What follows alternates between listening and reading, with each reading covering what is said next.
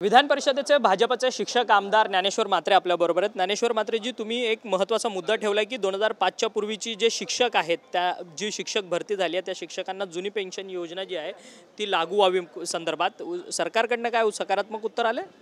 आज पावसाळी अधिवेशनाच्या सभागृहामध्ये मी 1 नोव्हेंबर 2005 पूर्वी जे राज्यातील शिक्षकेतर कर्मचारी ज्यांची नियुक्ती दिनांक आहे अशांना जुनी पेन्शन मिळावी याकरता सभागृहामध्ये प्रश्न उपस्थित केला।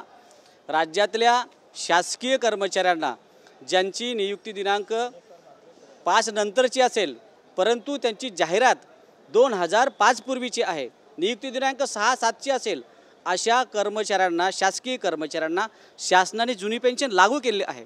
मात्र आमचा शिक्षक जो 2005 पूर्वी नियुक्त आहे, विना अनुदान तत्वावर आहे किंवा अंशतः अनुदानावर आहे, त्याची जाहिरात पण 2005 पूर्वीची आहे, अशा शिक्षकांना जुन्या पेन्शनपासून वंचित ठेवलेलं आहे। म्हणूनच आज सभागृहामध्ये हा प्रश्न उपस्थित केलेला आहे।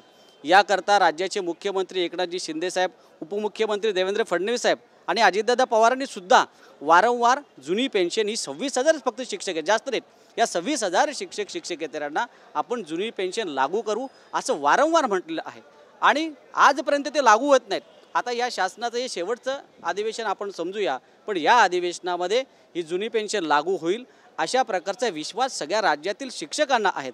ते आज धरून बसले आहेत पण कोणताच निर्णय होत नाही, म्हणून हा प्रश्न मी या ठिकाणी आज उपस्थित। परंतु या सगळ्या संदर्भात खोडा कोण घालतंय? मुख्यमंत्री होकार आहेत, मग अर्थमंत्र्यांकडनं हे सगळं अडकळलं जातं आहे का? ज्या पद्धतीने तुम्ही 26,000 हा आकडा सांगताय, खरं तर टप्प्याटप्प्याने शिक्षक हा संपूर्ण निवृत्त होत असतो आपल्या शासकीय सेवेतून, मग त्याचा जेवढं ते जुनी पेन्शन योजनेचे पैसे आहेत ते पुढच्या काही वर्षांपर्यंत वाढत राहणार आहे, त्यामुळे फायनान्स डिपार्टमेंटचा काही विरोध आहे का? यावर खोडा घालण्याचं काम हे अधिकारी वर्ग करतात। या अधिकाऱ्यांना ज्यांची नियुक्ती 2005 नंतरची जरी असली पण जाहिरात 2005 पूर्वीची आहे, अशा 2,000 कर्मचाऱ्यांनी आपली संधी साधून घेतली आहे, परंतु आमच्या शिक्षकांच्या बाबतीत ते दुजाभाव करतात। हे मंत्री महोदयांना, उपमुख्यमंत्री महोदयांना कदाचित चुकीची माहिती देत असतील असं मला वाटतंय आणि म्हणून हा सगळा तिढा निर्माण होत चालला आहे।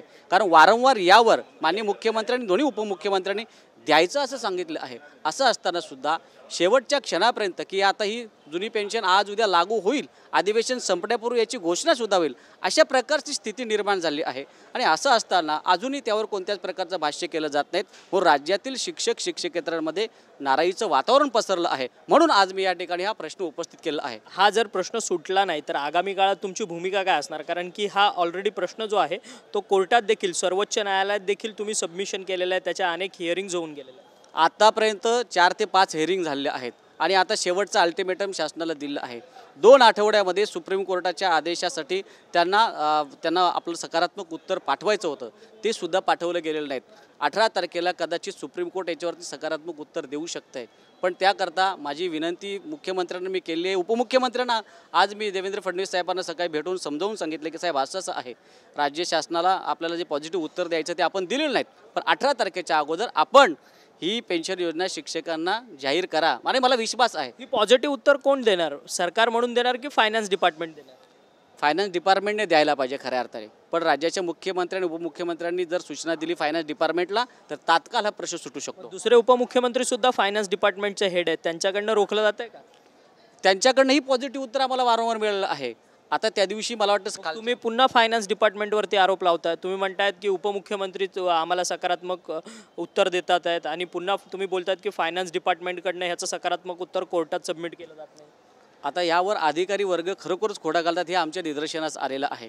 याकरता दोन्ही उपमुख्यमंत्र्यांनी दिलेलं आत्तापर्यंतचं उत्तर आणि मुख्यमंत्र्यांनी दिलेलं आत्तापर्यंतचं उत्तर हे TV9च्या माध्यमातून आपण दाखवलेलं आहे की जुनी पेन्शन लागू करणार 26,000 लोकांना, यावर दोन्ही उपमुख्यमंत्र्यांनी आणि मुख्यमंत्र्यांनी वारंवार भाष्य केलेलं आहे। मला विश्वास आहे की ते या अधिवेशन संपण्यापूर्वी याच्यावरती पॉझिटिव्ह निर्णय घेतील आणि शिक्षकांना दिलासा नाही घेतला त्यांनी पॉझिटिव्ह निर्णय तर तुमचा पुढचा आक्रमक पवित्रा असणार का? कारण की तुम्ही देखील शिक्षक आहात आणि तुम्ही देखील या स्कीममध्ये बसताय 2005च्या पूर्वीच्या जुनी पेन्शन योजनेच्या। जर यावर निर्णय झाला नाही तर राज्यातल्या शिक्षकांच्या ज्या भावना आहेत त्या भावनेनुसार मला लोकशाही पद्धतीमध्ये पायऱ्यांवर बसून आंदोलन करावं लागेल। तोपर्यंत अधिवेशनच संपणार आहे संपूर्ण? नाही, आम्ही या 2-3 दिवसात सगळ्या शिक्षक आमदारांनी निर्णय घेतलेला आहे की यावर जर काही झालं नाही तर निश्चितपणे मुख्यमंत्र्यांचं आणि उपमुख्यमंत्र्यांचं लक्ष वेधण्यासाठी आपल्याला हा प्रकार करावाच लागेल, आपल्याला त्या ठिकाणी पायऱ्यांवरती आंदोलन करावं लागेल। धन्यवाद, तुम्ही आमच्याशी बातचीत केली. हे होते ज्ञानेश्वर म्हात्रे, जे भाजपचे शिक्षक आमदार आहेत. त्यांचं असं म्हणणं आहे की 2005च्या पूर्वीचे जे 26,000 शिक्षक आहेत त्यांना जुनी पेन्शन योजना जी आहे ती लागू झाली पाहिजे. त्या सगळ्या संदर्भात कोर्टामध्ये याचिका देखील सुरुवात आहे, परंतु कोर्टामध्ये सरकारकडनं सकारात्मक उत्तर फायनान्स डिपार्टमेंटकडनं देणं गरजेचं आहे. परंतु सरकारकडनं फायनान्स डिपार्टमेंटकडनं अशी कोणत्याही प्रकारची सकारात्मक उत्तर जे आहे ते अजूनपर्यंत कोर्टाकडे सबमिशन झालेलं नाही. त्यामुळे कोर्ट या निर्णयाच्या विरोधातली भूमिका कोर्टाकडनं येऊ शकते. त्यामुळे आम्ही 2-3 दिवसाची वाट पाहणार आहोत आणि 2-3 दिवसानंतर आम्ही सर्वच विधान परिषदेमधले शिक्षक आमदार जे आहेत ते आम्ही विधान भवनाच्या पायऱ्यांवरती आम्हाला नाईलाजास्तव आंदोलनाला बसावं लागेल असा थेट इशारा जो आहे तो ज्ञानेश्वर म्हात्रे यांनी आपल्याशी बोलताना केलेला आहे. व्हिडिओ जर्नलिस्ट सिद्धेश नाईकसह अक्षय मंकणी, TV9 मराठी, मुंबई.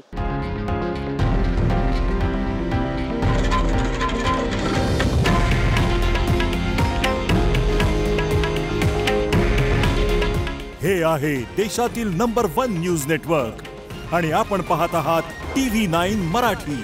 काळजी तुमची, हित महाराष्ट्राचं.